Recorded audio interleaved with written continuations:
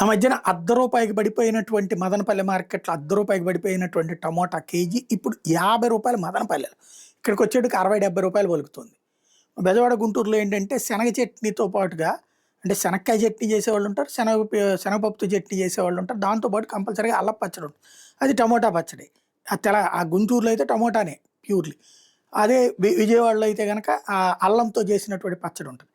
ఈ అల్లం పచ్చడి ఎక్కువగా గుంటూరు, నూనె ప్రకాశం ఇట్లాంటి ఏరియాలో ఎక్కువగా పలుకుతాం. ఇది టమోటా పచ్చడి.